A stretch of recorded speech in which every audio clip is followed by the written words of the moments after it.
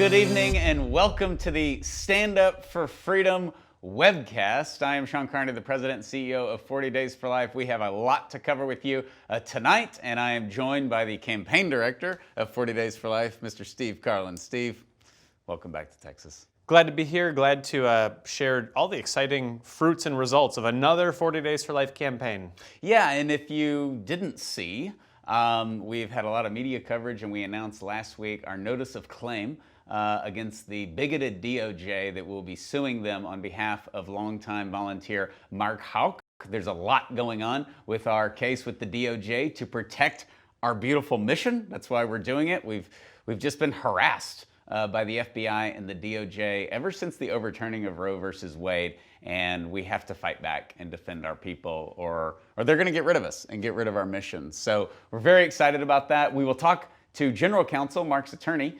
Matt Britton, tonight. We will also talk to Dr. Haywood Robinson, former abortion provider, and Ramona Trevino. We will have Heather Gardner on to give us an update on 40 Days for Life 365, which is year-round vigils, so important in a post-Roe America. But before we get to the DOJ stuff and some of the implications of this historic campaign, it was an awesome campaign. I mean, we've said this time and time again, 681 cities.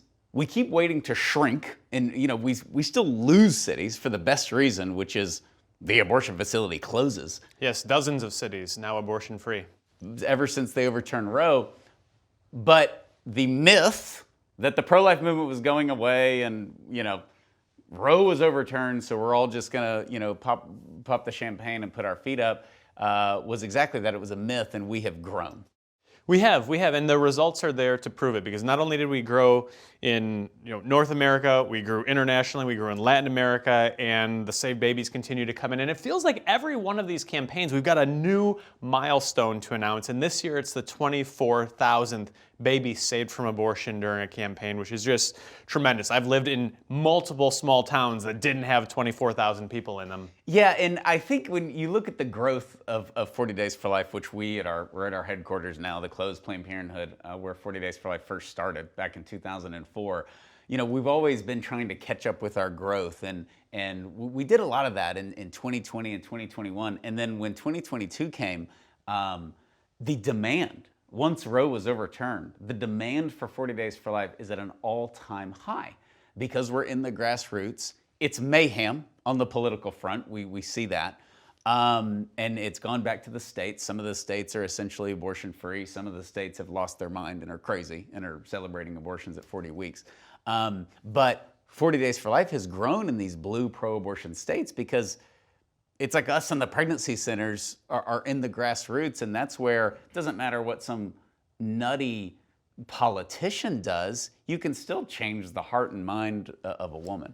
You can, and there's the saying in Scripture that where sin abounds, grace all the more. And certainly there's no shortage of sin these days. We've seen the abortion industry trying to react to the overturning of Roe v. Wade, and that one of the manifestations of that has been the establishment of the friendly corner pharmacy, retail pharmacy as abortion facilities, the looking to surpass Planned Parenthood as the largest abortion chains in America at CVS and at Walgreens and at Rite Aid. And so we continue to see growth there too, as we had 15 different pharmacies. Even though this campaign, they hadn't yet rolled out the abortions in these pharmacies, 15 campaigns to help make sure it doesn't happen.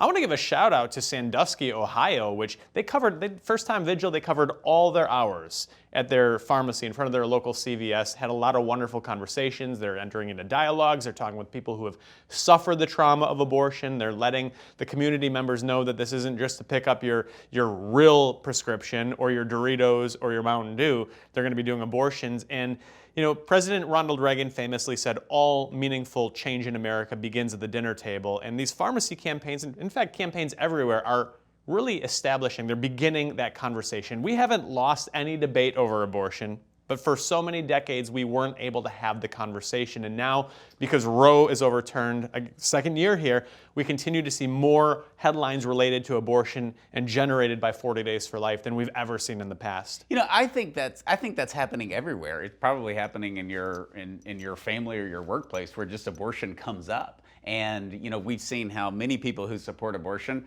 they were comfortable under the blanket of Roe v. Wade, And it just went from there. But now you have to articulate abortion, you have to talk about abortion, and we see the bizarre and the lunacy of it. We saw the lady on TikTok who did the video, it went viral, where she was a fetus about to be aborted, and she was dancing and celebrating, and just the goofy part of it, and the extreme violent rhetoric that we hear. We never would have heard of this 2 or 3 years ago. It's not something you see out of a winning side, that's for sure. And that's why we continue to see abortion workers make the same realization that we realize here, which is this is not serious, it's a joke. They're treating it like it's a joke. And we had one abortion worker in the southern United States. We never share where the workers quit because we don't want them to suffer any reprisals. But in the South, the worker left her job, she became pro-life, she got a legitimate healthcare job, and she was also a client of the Planned Parenthood facility where she worked, so they didn't just lose an employee, they lost a customer too. That's a double victory. Yeah, and when we talk about the growth, this is the segment where I get to brag on Steve, but our mission is at an all-time high. We mentioned the demand. We've hired so many people on our great campaign team. Of course, we had to expand our legal arm through the Institute of Law and Justice to protect this mission because they're trying to get rid of us, and we'll get into that in a moment. But you've just done a phenomenal job at training more. We've trained more local leaders in 2023 than any year previous. I wouldn't have predicted that the day that they overturned Roe v. Wade in June of 2022. But we did 6 regional workshops that you lead. You go out there. They're the most pro-abortion areas in the country. You went to New York. You went to San Francisco. Seattle. Another pro-life town, Seattle. All these places where the demand is high and there's great need. And so we had the regional workshops. We had the largest symposium we've ever had, where we had 500 local leaders in Florida to train them to either start campaigns or make their current campaigns better. We were able to have a retired Navy SEAL speak. Abby Johnson spoke. Mark Houck spoke. It was very, very inspiring. We did a lot of training. But that when you watch TV and you watch the news, it's just all kind of depressing and bad, and we're divided, and the political part of our country right now, it just looks disastrous. And yet 40 Days for Life is good news, and it's positive, and it's edifying, and it's rooted in prayer and fasting. It's so important because if you live your life in cable news or social media, it's really easy to think that the whole world is going down the tubes. This election went this way, this thing happened from the government. Then there's a fair amount of bad news. We need to acknowledge it. We can't cover it up or hide it. But the fact of the matter is, when you see what is taking place at the local level, in front of your local Planned Parenthood, the lives that are being saved. I mean, we've got a situation right now, not in Alabama, but in Manhattan, where the 2 abortion facilities where we have 40 Days for Life campaigns are involved in a lawsuit because they're fighting over staff because they can't find an abortionist in New York City. They're having to fly one in from Buffalo to do the abortions in Manhattan. If I'm listening at home, I'm thinking, is that real? It's real. You can look it up. And the media's never going to cover that. They'll never cover that. You can't find an abortionist in Manhattan. It sounds made up. And yet that's what being on the street gives us such a huge advantage, because it doesn't matter. Some of these states, Newsom in California, losing their minds. I mean, they want abortion through all 40 weeks. It is still market driven. And market driven means the heart and mind of a woman. And when you go out there and it's cold, it's raining, it's hot, whatever, you go out there, they're not robots like the abortion industry thinks they are, that women are just programmed. They must have an abortion. They have to get on a plane. They have to fly. They have to, it's like planes, trains, and automobiles. I must get an abortion. That's all I can do. You see corporate CEOs saying the same thing. I'll pay for your abortion because that's all you want out of life. It's so degrading, and yet that's why the results, when you get into the nitty-gritty, including places like New York, it's very positive in a post-Roe. It is very positive, and we've seen that firsthand as we went into the bluest parts of the map, right? And people aren't going away. They're not giving up. The campaigns that we're losing are not in Seattle or in Manhattan. They're in Alabama because the abortion facility closed. And one of the things I've found is there's an awareness of just how supernatural this battle is. You know, Good Friday didn't look very good at the time, but we persevered through it, and the Lord rises on the third day. And there was no sign in 1979 that the Berlin Wall was going to fall, but it did 10 years later. And as I've become fond of saying, Sean, on that dark, dreadful, cold February Saturday morning back in 2016, when the world woke up to that terrible news that Justice Scalia had died in his sleep, you've got Hillary Clinton cruising toward election. The goal of overturning Roe v. Wade was set back by a generation, at least a generation. February of 2016 looked awful. And if you would have predicted that day that a few short years later, a pro-life majority on the Supreme Court overturns Roe v. Wade, people would think you're crazy, that you'd look insane. Nobody could have predicted that. And so this is, I think, why we see the enthusiasm even in the New York Cities and the Chicagos and the Seattles and the San Franciscos, is because if God can do that, as he has done all throughout history, our Lord loves the underdog story.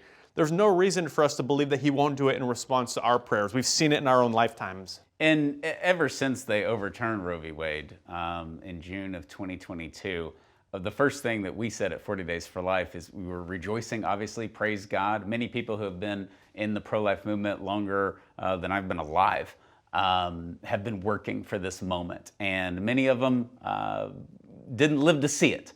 So we definitely owe it to them to keep going. But one of the first things I said is it's going to get worse before it gets better. And we're in that time period. And that is definitely what we're seeing from our compromised and just blatant bigotry from the DOJ. And that is why last week we announced that we have given them a notice of claim, that we're suing them on behalf of Mark Houck, who violently and with no regard for the Constitution had his home raided by the FBI in 2021. He's a longtime 40 Days for Life volunteer ever since 2007. He was on our early calls, and from the beginning, Matt Britton, our general counsel, has represented Mark. And I want to put this quote up on the screen from the ACLU. You know, this is just proven. This is proven. We're happy about the quote, but it also puts a target on our back. Where the ACLU said, "40 Days for Life is the greatest threat to choice because it's so highly organized and effective in the grassroots." And while that's true, because they can't get rid of you, they can't get rid of 40 Days for Life without getting rid of the Constitution and without getting rid of free speech. And that's exactly what they're trying to do. And as I mentioned earlier, we thankfully have been able to expand our legal arm at 40 Days for Life to protect our important mission. And now I am joined by the General Counsel of 40 Days for Life and Mark Houck's attorney, Mr. Matt Britton. Matt, good to see you in Texas again. Yeah, it's great to be here. I just got back from South Carolina for a couple of our 365 closing vigils, and to meet with some good folks who are standing up to persecution, like Mark Houck. Well, and so you've been working a lot on this behind the scenes for many years. We got to this point last week. It just so happens, as you know, lawyers change schedules. And last week, the week before this webcast, we announced that we gave the DOJ our notice of claim that we'll be suing them. There's a lot of excitement. It's come in, on the public front. We've got media coverage. People are energized. They're glad that we have their back. They're glad that somebody's taking action. Nobody likes the DOJ right now. For years, we've worked with the great men and women inside the DOJ. And unfortunately, their voices have been ignored. And you have cases like Mark Houck come up, and we just have to defend ourselves as pro-life Americans. So aside from the public front, you've been working very closely with Mark as his attorney. How's he doing? How's his family? Mark's doing great. You know, he's really held up throughout this, I think, more than anyone could have expected. In fact, if you ask yourselves out there, wow, if I were charged with 2 felonies for which I could have gone to the penitentiary for 11 years, would I have taken the sweetheart deal that the DOJ offered him, which is, of course, their thing, right? They charge him with all this grave consequences in the penitentiary and over a decade, and you'll be away from your family. And then they know they can't win the case, and they know they're going to lose it, and the jury's out, and they're like, hey, how about if you take a misdemeanor with no time? And, he turned when he was told that by his lawyer to his sister, I think it was his sister, and said, take care of my family, I'm going to the penitentiary. You know, he didn't buckle He under didn't that. take the deal. And I think because his house is raided and everybody knows he's a 40 Days for Life volunteer. But what gets lost in his acquittal is that he did not take the deal, a deal that was offered, by the way, at like 5 in the afternoon on January 6th, right? That's no intimidation tactic whatsoever by the DOJ. So they offer him this sweet deal and he rejects it because of you at home. He knows that that would have ruined every 40 Days for Life volunteer and local leader. They would have come after all of us. It's so true. And you know, one of the things when you and I have been talking for years about this idea of the Institute of Law and Justice, protecting our own, because we really know what we do. Just like if you were at an inside legal department at Tesla or Starbucks or whatever, you would know coffee or you would know EV cars. We really know. And there are great lawyers out there at public interest law firms that we've used throughout the years, throughout the decades, who've been incredibly helpful and knowledgeable. But you know, you're always asking them one more thing and it's always for free. And we really know what we do, and we're there. We're Johnny on the spot, and we had just overwhelmed a lot of our friends at these other pro bono law firms. for sure. And they told us. They told us that. I mean, and Mark called me, you know, right when it first happened, when they got this city. Well, actually, the cops were called. They refused to charge, and then the dude, the victim, went and got his own private criminal warrant. They call it, which is available in some states. In the state that I was DA for 4 terms, we had that, a magistrate complaint you could This is get. the guy he shoved after he was cussing at his son. Yeah. Yeah, exactly. And in any event, we got a lot of calls, you know, and this is back to your point that there are really 2 clients when we represent folks who are persecuted on the scene.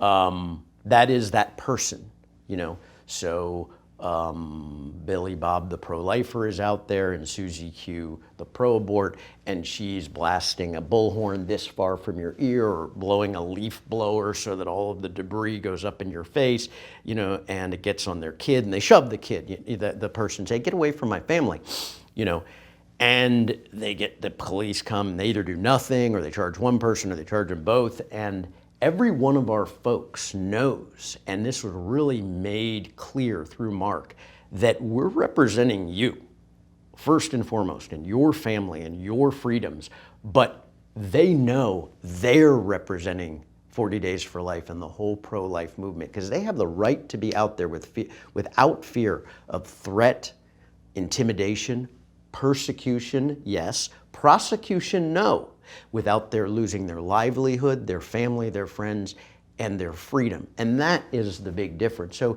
you know, you said earlier something, nobody likes the DOJ right now, and that's unfortunately true. You and I have a lot of friends that are in the DOJ, whether it's FBI, DEA, IRS agents, the Postal Service Criminal Division, and they're good people. They're great people. But it's the tail wagging the dog. It's like, you know, how many people in America actually wanted to use the other bathroom, but now we all use the other bathroom. Or after 9/11, you know, it was this horrible thing, and so you had to wait in line like 6 and 7 hours and like strip naked to get on an airplane so that you weren't, because of these one act, and that's what happens. The tail wags the dog. A horrific incident happens, and that's what was so bad about this, and that's why we've filed our notice of claims on behalf of Mark, his wife, and his children, who had, you know, automatic weapons pointed at them, feet from them, after Mark was arrested. And they're traumatized. They're definitely traumatized. And after we said we'll peaceably turn him in that communication, so as to avoid unnecessary disruption to his family, which they ignored. So it's kabuki theater, we know that. And it does go to intimidate Mark, but they know the bigger picture, which is that it intimidates the pro-life. And it did in the beginning. But the calls that you got, that Steve got, that I got, we were able to say what Mark said, to show them the videos of what Mark said, where he said, I climbed Mount Calvary and I decided I didn't do anything wrong. I protected my son, and I'm going to let the system work. And it did. You know, he was acquitted within an hour. By a pro-abortion jury. I mean, I mean, they clearly disregarded their own personal beliefs in either direction. I wasn't able to poll the jury and ask them that question. I don't think anyone did, but they clearly disregarded and said, look, the law is the law. And I don't know how many jury trials I've tried. And I've tried thousands of trials totally to judges. And by and large, they try and follow the law. And they say, but I'm not here to be pro-life or pro-abortion. I'm just, is this legal? And they did that. But that's just tough, because he could have gone to the penitentiary for 11 years. And by the way, that claim, those notice of claims we filed was for just that selective prosecution. They selected Mark, because what a lot of people don't know is that Mark was nowhere, he was charged with two counts, and he was nowhere near the abortion facility in downtown Philadelphia. He had crossed the street and was down in front of feet from a pregnancy resource center. And this victim, Bruce, runs, or I don't know if he ran, but he got there quick across the street, and he successfully intervened between Mark and two women who had left the abortion facility, and successfully took them back. Mark was trying to get them into a pregnancy resource center. Well, the DOJ's own documents say that the FACE Act, under which he was charged, protects all reproductive health centers, including, and so they didn't just charge Mark. They didn't charge Bruce Love. And it was the Planned Parenthood volunteer, Bruce Love, who violated the FACE Act because they were in front of the pregnancy center, not the abortion facility. And so that's the great irony in this whole thing. It's that, and it's a great charge that we've made against the because DOJ. We're using this Clinton law, which was made in the 1990s, the FACE Act. We're using it against the abortion volunteer.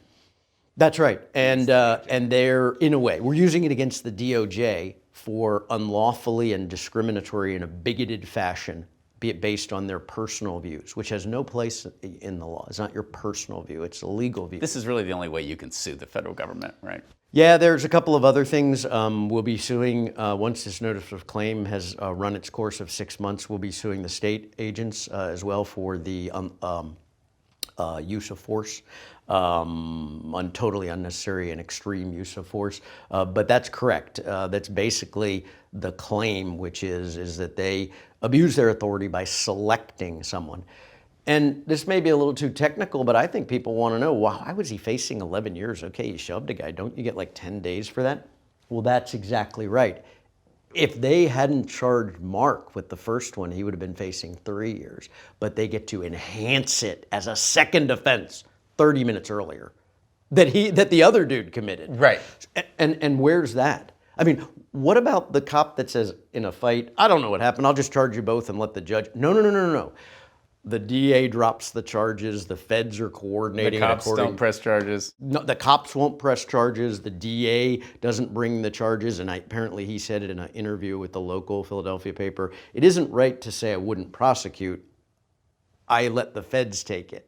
So he was coordinating apparently with the feds, which is okay. I did that when I was a prosecutor, right? If it was part of a bigger scheme, but this wasn't. This was a dude who got in an argument with a guy who was yelling at his kid. I think too, and we've seen Senator Hawley and we've seen Jim Jordan, go after the DOJ, and basically they haven't hidden it. They went after Mark Houck. They've targeted Catholics. They've targeted other groups, and nobody can really do anything about it. I mean, you watch the news and they're like, the DOJ's out of control, and we had the Durham report, which was a total disaster for the DOJ. But Mark Houck could do something about it. 40 Days for Life could do something about it, and he's willing to do it. And I think... And we're willing to do it absolutely as well and back him, and thanks to the people who, we don't charge Mark Houck. Right. Thanks to the people who donate to the mission. This is part of the mission, protecting our own, and with outstanding trial lawyers. And, some former DOJ. Dwight's a DOJ. Yeah. Just recently left the DOJ to join us in April, is a multiple elected, both city attorney as well as elected state attorney in a DA in Missouri. And we have great local Philly counsel. Fantastic. And we have the right team, as did Mark on his criminal charges.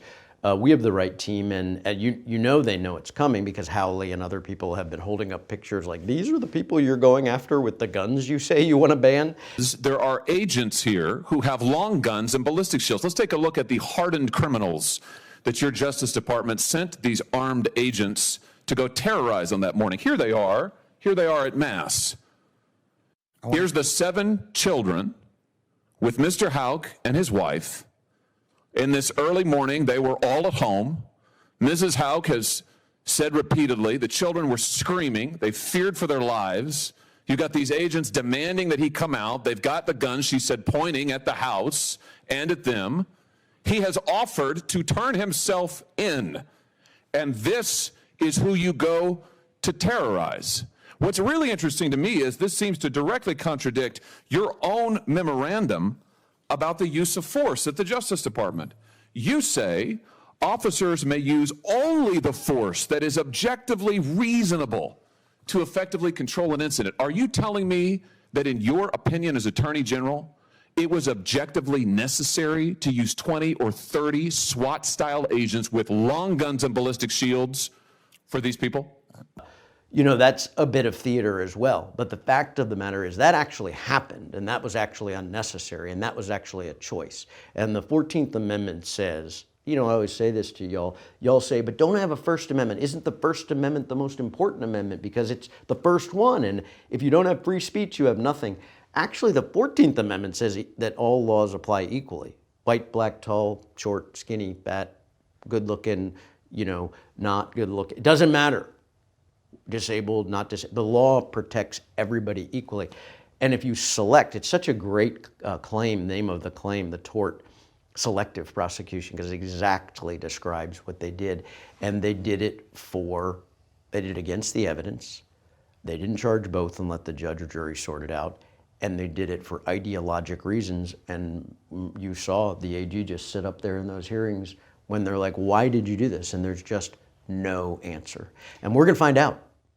We're going to find out, and we're going to keep all of you updated. There'll be a lot coming out. We just announced this last week. It's very exciting. We have a number of legal cases going on. But all of this is to protect our mission. You know, 40 Days for Life has gone to 64 countries. We're in now 1,600 cities around the world. And one of the results of our mission being at an all-time high as far as demand is that we have provided more for our local leaders. We provided more for our local volunteers, including 40 Days for Life 365. And 40 Days for Life 365 is so important in a post-Roe America because you can go out there for 40 days and the workers say, these nuts will be gone in 40 days. They just kind of try to endure it.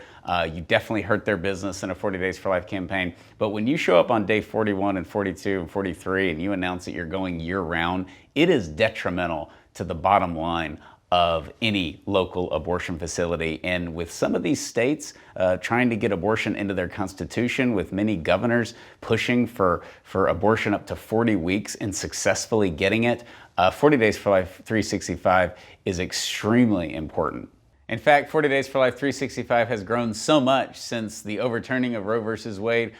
We brought back to our team, she was with us when we were outside of this building, the closed Planned Parenthood praying, back when we were the Coalition for Life, before 40 Days for Life went international and around the world. And that is Heather Gardner, who worked at the Coalition for Life and then started the Central Texas Coalition for Life and helped end abortion in the great state of Texas before she came back to 40 Days for Life. And Heather, it is wonderful to have you on the webcast. How are you? I'm doing well. How are you? Excellent, excellent.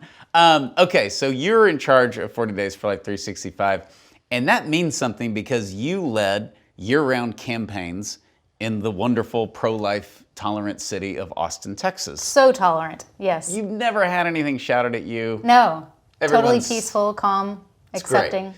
That's what I love about you in this position, because no matter where you are, and we have 365 at a diverse, group of locations. Yeah.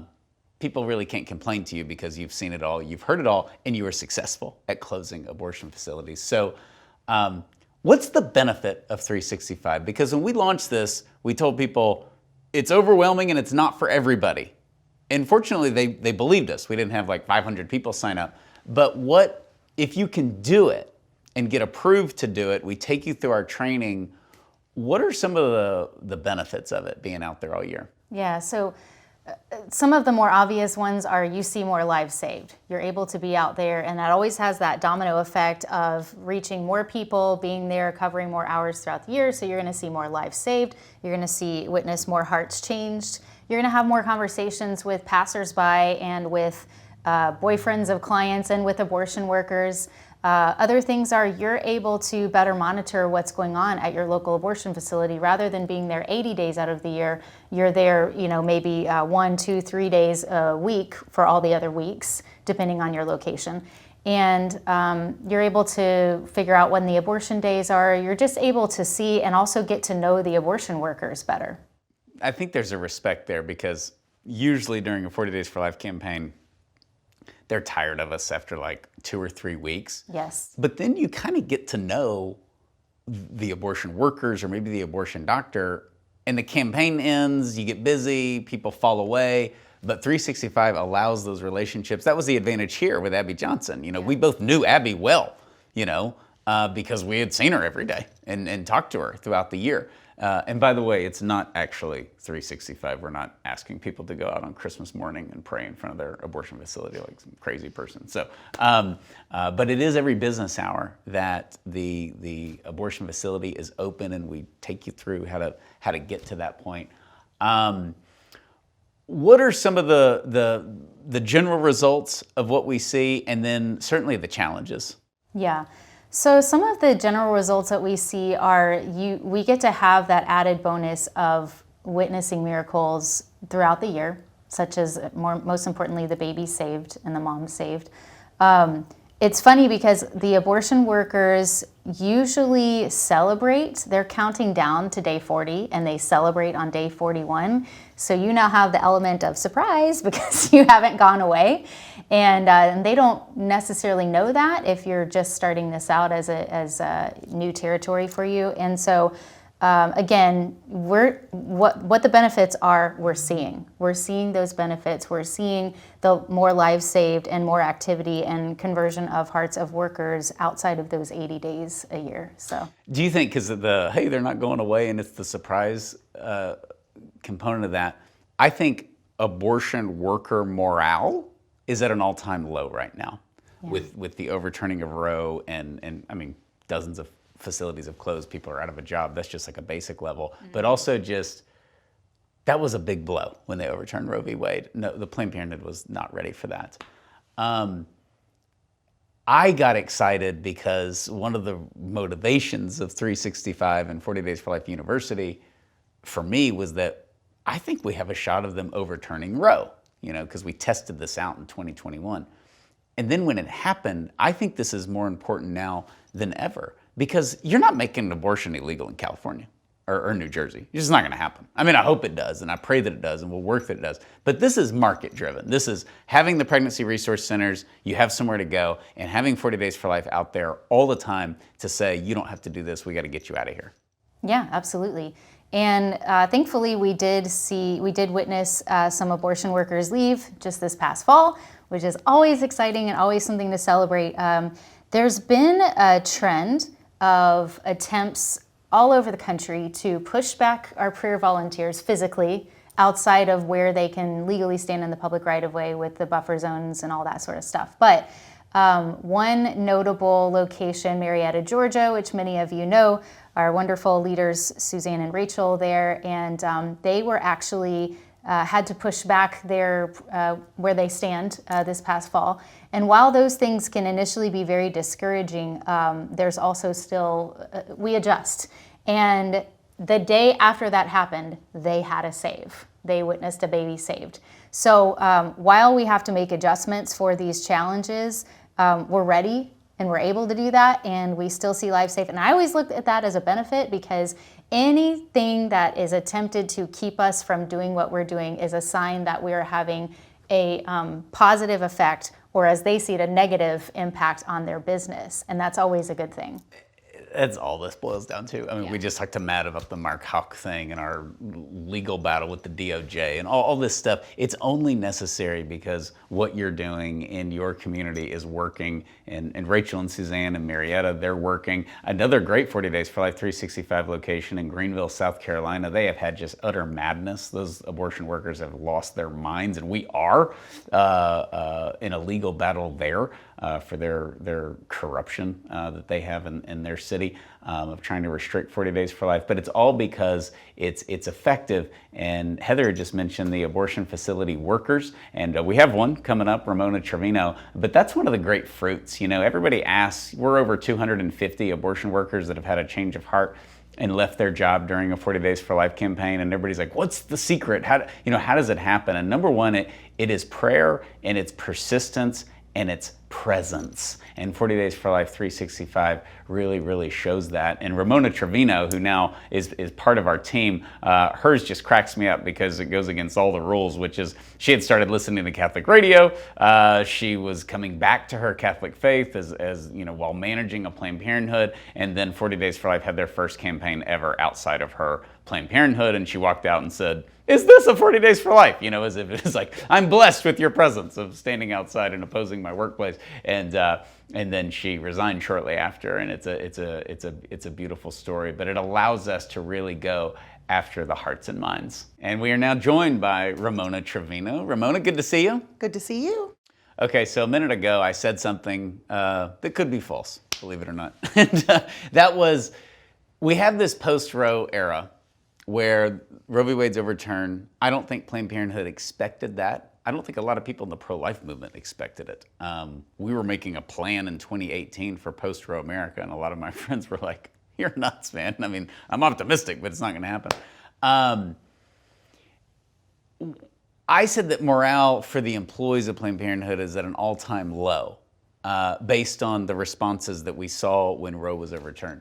Do you think that was true? Do you think it's still true today? Because there's been some victories if you're pro-abortion, and certainly if you work at Planned Parenthood. Yeah, I think it was probably true in the beginning because everybody was probably thinking, where do we go now? What are we going to do now? I haven't seen any evidence right now that would support that. It could be that they are optimistic now. It just depends. I think it just can go either way at this point. How do you think, like, if you turn the clock back and you're still working there, okay, and they overturn Roe, you're probably worried about your job, you're worried about these practical things, but the rhetoric changes where you have, we went from sort of well-meaning reproductive rights, abortion supporting, you know, suburban moms or women in their 20s, and you believe in reproductive rights, you believe in Roe v. Wade, you believe the law in the land. We went from that to abortion at 40 weeks, denying health care. I mean, that's not like pro-life propaganda, that was a bill. Right. You're gonna deny health care to a baby who survives an abortion. And now this new phenomenon, you don't need a doctor to have an abortion. You don't need your parents' permission to have an abortion at 40 weeks, which was the Ohio law that they voted on last week. As a worker, would you have been like, hey, I think we're going a little nuts here? Yeah. Well, I've been thinking about this recently, actually, and I was thinking about how kind of this analogy with the overturning of Roe being like a tsunami. You know, like it's coming in very strong initially. Like I think of Dobbs of being like that earthquake that shook it all up, and then all of a sudden this big large wave has come in, right? And it's people's response on the pro-abortion side, how they're responding, because it's kind of like this frantic response. We've got to do like the craziest things. We've got to make the craziest laws, right? I'm praying that eventually that water will start to recede a little bit over time, because you know we've been in a culture of death for so long. So at some point there has to be a shift in which we now turn back to a culture of life. But I think it's going to take a little bit of time for that water to recede a little bit. Okay, so I agree with you long term, like 20 or 30 years. And I agree with you. I hope it's not that long. I know, but I've said, I think politically you no longer have to be like a Democrat congressman in Texas or South Carolina or Southern Illinois and be for late-term abortion, for abortion through all 40 weeks. You don't have to do that anymore because it's gone back to the states. And so I think long-term, the litmus test will fade. And that worked in the reverse when Roe gave us abortion. A lot of, Republicans or conservatives were like, well, it's the law of the land, I don't know what to do. And it just, time helps. However, I think long-term that will be the case. But short-term, for Planned Parenthood, wouldn't that require like some real political losses in partially blue or blue states where they're like, hey, we ran off our own people because we said a minor should get an abortion at 40 weeks. Right. Well, we would hope also that people are paying attention to these laws. And I think that's the other thing, is that, like with the case in Ohio, so many of the voters don't even understand the language there, Kansas. and so much confusion. You and I are pro-life leaders. I would have gone into that Kansas voting booth last year and called a lawyer and said, I'm pro-life, what do I do?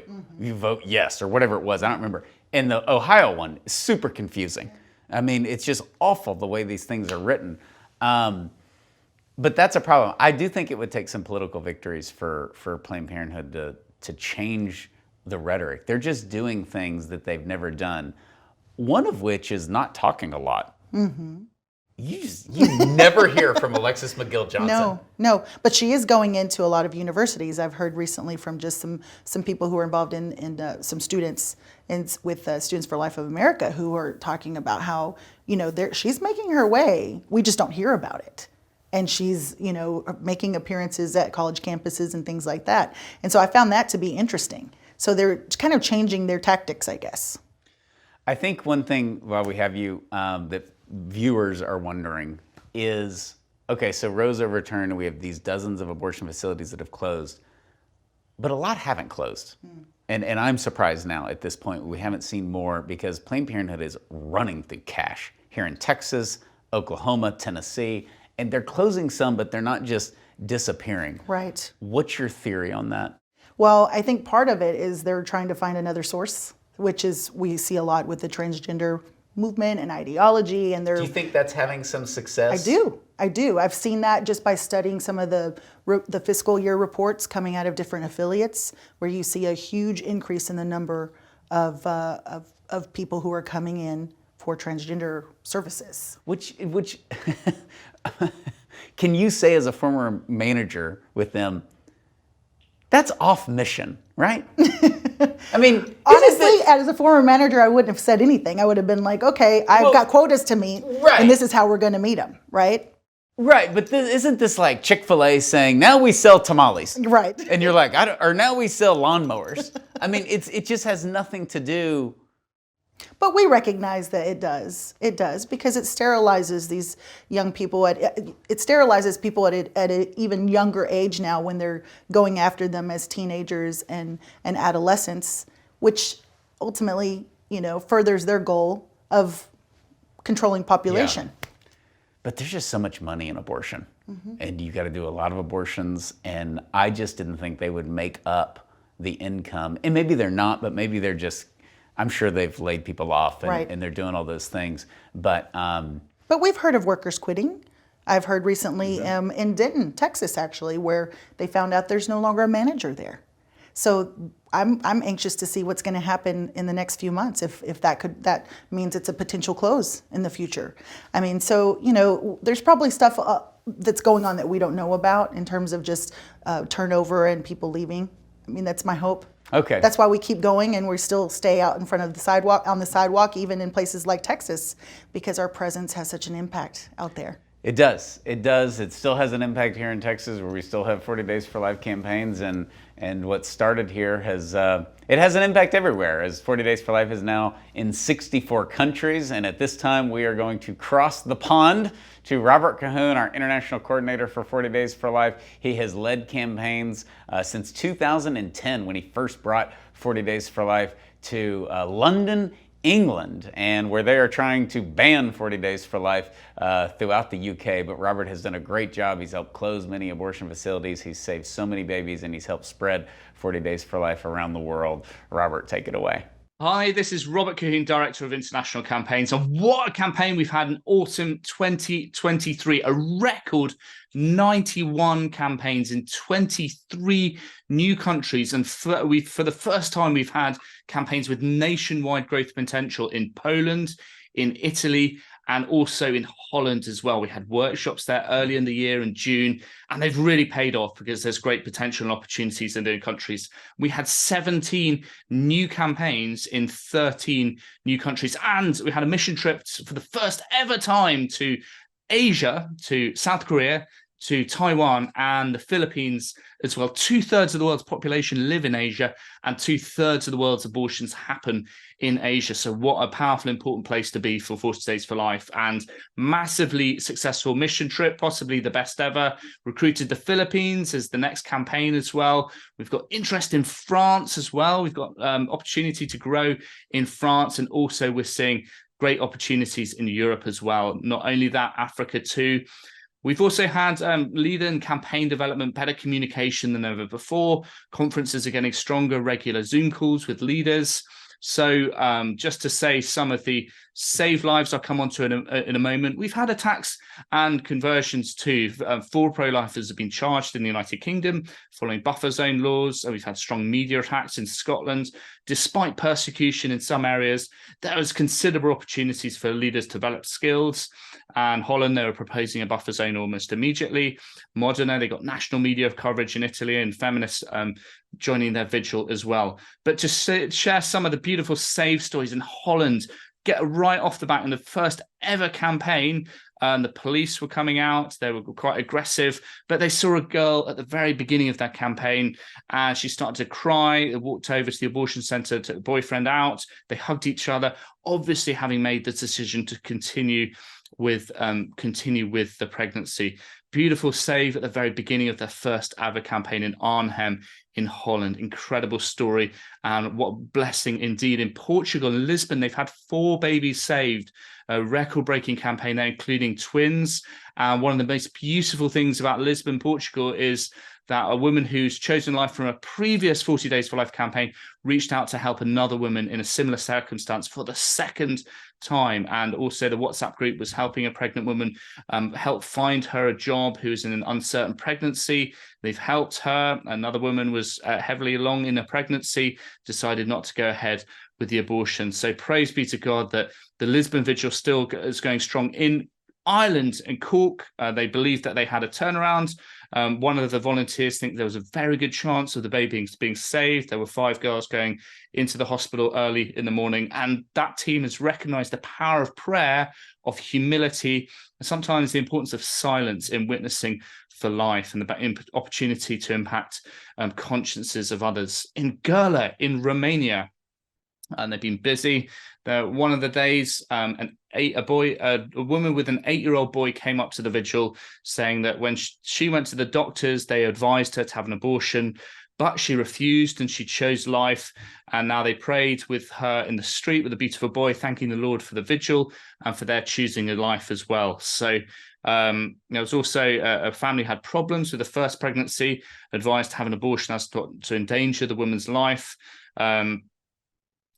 They gave into the pressure and chose to have the abortion, but it was beautiful that they encountered the vigil and they had a grace-filled encounter with the vigil at the same time. Gladys Letaru in Uganda, she was a first-time leader, and she managed to help a woman in a crisis pregnancy. She's having a lot of pressure from her family to have an abortion. And she was planning to visit Mary Stopes for abortion. By God's grace, she met a former worker who's now a volunteer with Gladys's campaign. He counseled her. The couple chose life, thanks be to God. And they were looking at ways in which to help, find help for those people that helped during the campaign. How did they find help for the saved mothers? Stuck, how do we support them? So I'm really in awe of what Gladys has done in helping a woman who's having pressure from a family, being threatened by a family, but by God's grace was able to choose life for her unborn child. In Leeds in England, also a baby saved in Leeds in England. A couple going in their 20s, they're both distressed and asked for help, and they were there for an abortion. Explained she was 5 weeks pregnant, couldn't cope with another child. And they're from Africa, arrived for a month ago, didn't know anyone, but they talked about the Lord's commandments, and he said he was a Christian and accepted. They accepted the help, and they chose life for that unborn child. Beautiful and amazing story. Despite all the challenges, these beautiful stories are possible. And Maureen Aduba in Jos in Nigeria, she helped save 2 lives during her campaign, doing a lot of outreach in the streets. Even though abortion is illegal in Nigeria, it's still common with abortion pills. And the outreach and their team has done beautiful work there. The entire campaign is going well. We're in awe of the number of lives that Maureen has saved over the years as a long-term volunteer. In Budapest in Hungary, we also heard during the last campaign, somebody was reaching out on the frequently answered questions page of their website, whether they should keep the baby in unplanned pregnancy.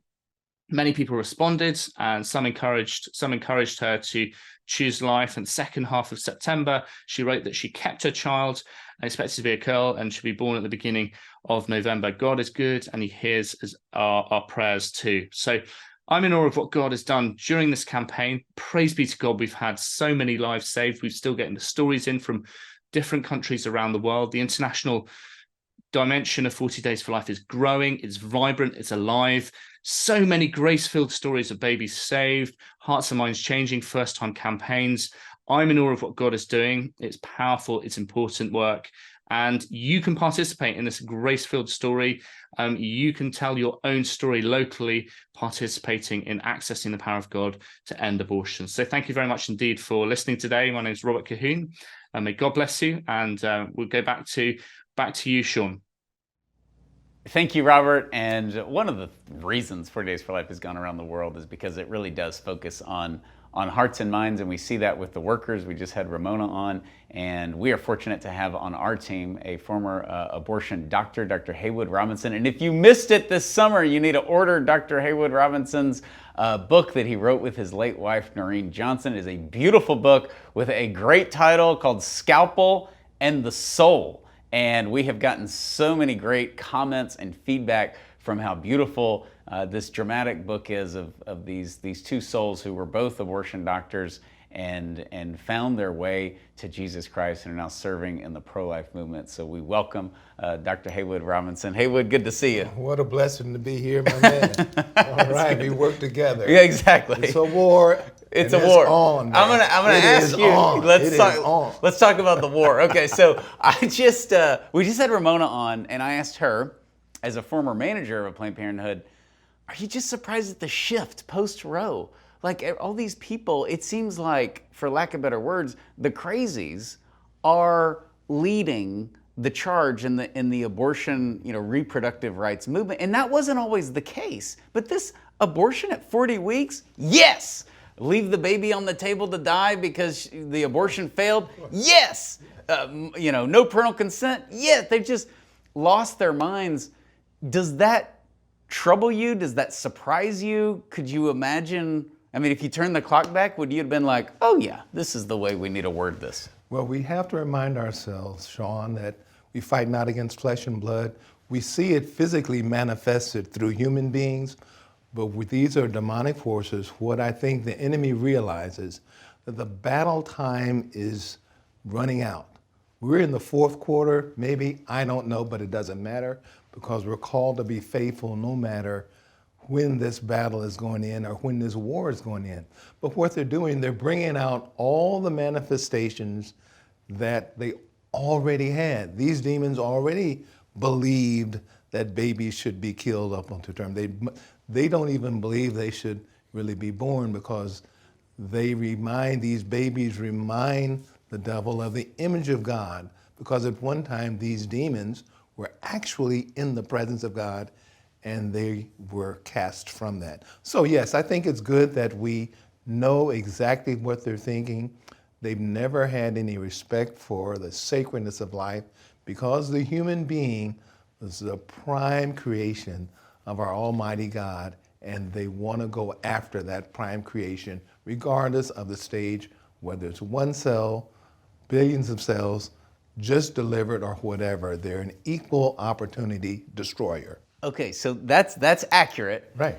But what we have mainly heard that from are the former abortion doctors, many of whom Planned Parenthood was like, you're not on the TV commercials for us, right? I mean, we know Leroy Carhart, who passed away this last year, but he was out with it. I mean, his interviews were great for the pro-life movement. He'd go on 60 Minutes and talk about the baby and how it kills a baby, and it's like meat in a crock pot and all of these things. He owned it. You hear a lot of the abortion doctors owning it, but that never trickled into the mainstream talking points. But now you have Democrats and people in the media, that are just numb. Should we have abortion at 40 weeks? I believe abortion is between a woman and her daughter. They won't answer the question. Well, this is something that Noreen and I talk about in the book, and that's that progressive desensitization, dehumanization. It's incremental. You know, it used to be, well, we'll just do abortions just when they're very early, when it's just a clump of cells, but we know it's more than just a clump of cells. But they've always wanted, regardless of the stage, but what happens to the heart hardens. You do the first trimester abortions, and then you get involved with late-term abortions. And the first late-term abortions you see, and it's kind of like, wow, this is like delivering a real baby. And then you become desensitized. Your senses are hardened against that. And many times, but not only does that desensitization and dehumanization, which we talk about in the scalpel and the soul, it's that it also happens to the entire abortion cartel and group of people who are killing this child, from the receptionist to the nurse that's assisting to the doctor that's doing it. It's no longer a human being. It's just a product by which they work and they receive the money. Yeah. And of course, they're rewarded within that by that evil spirit that tells them that it's really okay, but it's really one of the most evil things that you can do, which is take away the life of an innocent preborn child. Yeah, and Jen Psaki will show that clip. She just said that it's a lump of coal. I mean, you know, you talk about those who work in the industry who are desensitized to this. I think most people can understand that. But to have, you know, a former press secretary of the White House say this about the baby being a lump of coal. Pro-life now becomes, in the words of Indiana Senator Todd Young, pro-baby. Pro-baby. Okay, I hate to break it to you, but if you call broccoli candy, it's still just broccoli. If you tie a really nice bow around a lump of coal, it is still coal under there. So that just doesn't surprise you, which is, and it still surprises me because it's this close to overturning Roe that I guess we're still seeing these insane, you know, responses. But you would have never heard that. Obama would have never said that. You know, Clinton would have never said that. Hillary wouldn't have said that. All Hillary tweeted out was "women will die." It's just the generic tweet, which, you know, you're stepping around dead women all over the streets, all across America. Women are dead since Roe was gone. You know, it's like, as Abby said, where are the dead women at? None of that happened, but their rhetoric was acting as if it did. I want to switch gears because we brought up a point on the podcast a few weeks ago, and you've made this point. So the notion of abortion being barbaric was indirectly highlighted with the terrorist attacks on Israel. So Hamas does these horrific things, and somehow now it's mainstream media. It's great to hate Jews. It used to be reprehensible. We learned nothing from the 1930s in Germany. Now hating Jews is this wonderful, noble, sophisticated point of view on earth, very sadly. But the Prime Minister of Israel and all the Jewish people that I know have said they were cutting the heads off of babies, Hamas was, which is horrific. And a lot of people started making the connection to late-term abortion and these babies that survive an abortion, and Kermit Gosnell in Philly, who was literally cutting the heads off of babies. Exactly. Well, it's and nobody's really talking about those beheaded infants today, are they? No. It shows how the half-life of something so horrific, just, well, you know, what do you have to stimulate my nervous system with this week? We become desensitized and dehumanized to horrific acts against humanity. Just 1 month ago, we were talking about how horrible it was to march into a village, behead children, shoot up people, take hostages, and within just a couple of weeks, those images, we were desensitized to the images, we were desensitized to the acts.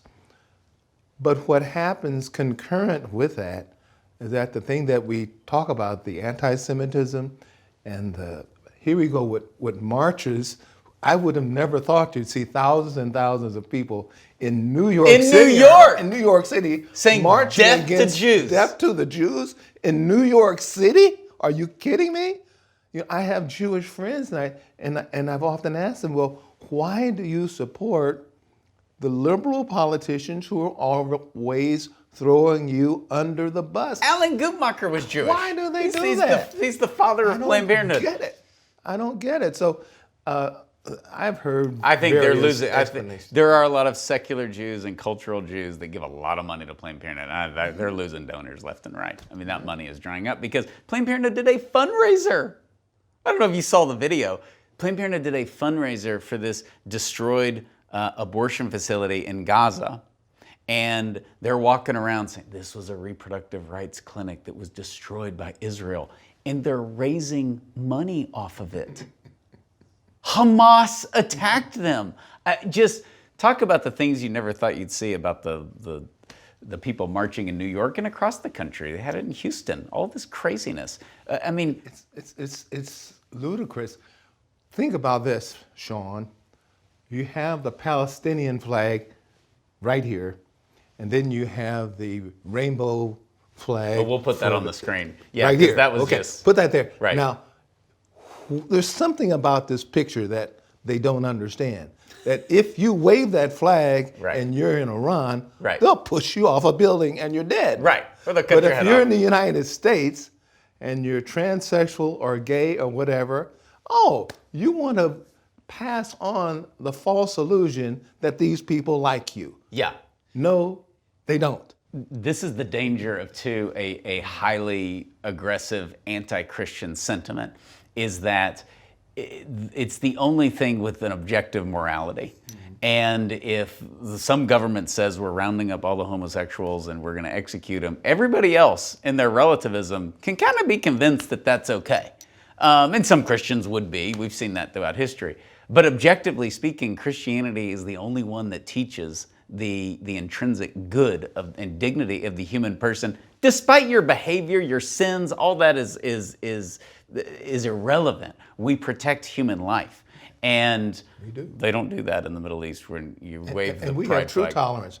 Where's the safest place on the planet to be a Muslim? The United States of America, or Hindu, or Buddhist, right? We don't bomb mosques here in the United States. We don't. Yeah. You know, we don't push a gay person off a building because they're gay. This is the United States, and what we stand for is the safest place on our planet.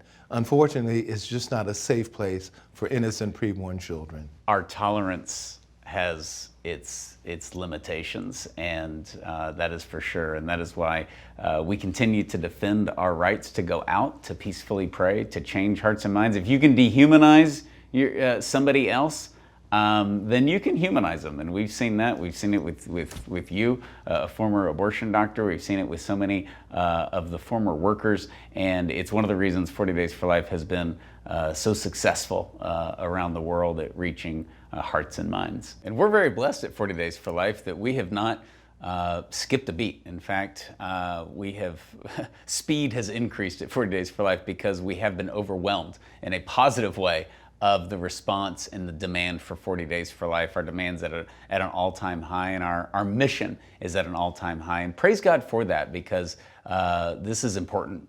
Changing hearts and minds at the local level is more important now in the United States and around the world than it ever has been. And as we close out, I want to bring back Steve Carlin, our campaign director. And Steve is a record campaign, 681 cities. We heard all the great things about from Heather on 40 Days for Life 365. What are just some of the highlights as we move forward? Because we've covered a lot of the good, the bad, and the ugly of what's going on in our culture right now. What should give people hope right now in the grassroots as we see the political climate get more toxic and get more confused? A lot of these Republicans are just useless, I'll say it, at articulating abortion post-Roe. What's some good news?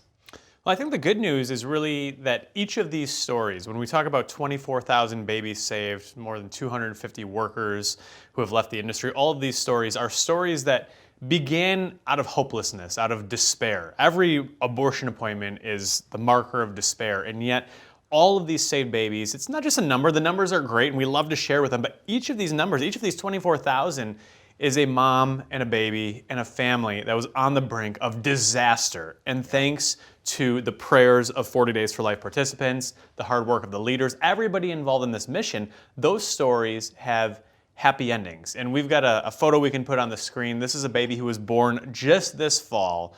And this baby was, the mom took the abortion pill. But fortunately, there were people out there on the sidewalk and handed her a gift bag. And included in that gift bag was information on abortion pill reversal. And so as soon as she took this abortion pill, she realized she'd made the biggest mistake of her life. She immediately wants to reverse this abortion and ends up getting in touch with the local 40 Days for Life leader, who picks her up and drives her 45 minutes, an hour and a half round trip to be able to go get this consultation with the abortion pill reversal doctor and to be able to get the prescription. And this fall, her baby was born, and you can see her on the screen. And this is what it's all about. This is why we go out there. This is why we stand in the rain and the wind, and this upcoming campaign, it'll be the snow, and all of the hard work that goes into it. It's not because we believe that elections are going to win this for us, or ballot initiatives, or any of the things that can frustrate us at times, but none of the persecution from the government, none of the headaches that we see as we complete this work can triumph over this beautiful baby that you see on the screen right now. Yeah, and it just shows that that's what our mission is about. That's the importance of what we do, is saving babies, closing abortion facilities, offering help to workers who have a conversion and leave their jobs, and also offering mercy and hope to women when they come out of the abortion facility and they went through with the abortion. It's one of my favorite things about 40 Days for Life, is that we're there for them whenever the abortion is over and the abortion facility is done with them, and they feel like we're judging them, they feel like they're alone, and they're not. And we offer hope and healing. And so it really is about hearts and minds. And it's also why we have to protect our mission. I don't have a good answer for you of why the DOJ has been targeting 40 Days for Life just in the last 18 months. I wish we didn't have to expand our legal arm, but we did, because otherwise we're leaving our leaders and we're leaving our volunteers out to dry. And I'm just not going to let that happen. Not when so much good is going on at the local level. The United States of America does not belong to the FBI, it doesn't belong to Merrick Garland, it doesn't belong to the DOJ. It belongs to you and it belongs to me. And our mission is thriving. I know at one point we had 1 to 2 inquiries per week from the FBI just harassing our volunteers, wanting to meet with them, not asking them not to have a lawyer with them. And we've just had to deal with that for so long. So I'm very excited about our case against the DOJ. It is a case for all Americans, those who disagree with us, those who agree with us.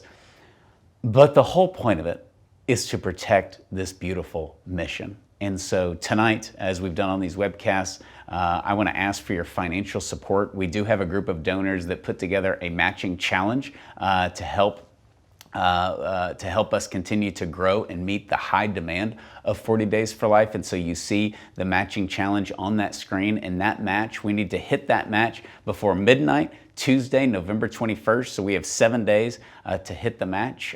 We did not do videos and emails asking for funds during the campaign, but we're asking now. We have poured more money ever in the history of the organization into training local leaders. We spent more in 2023 than any previous year.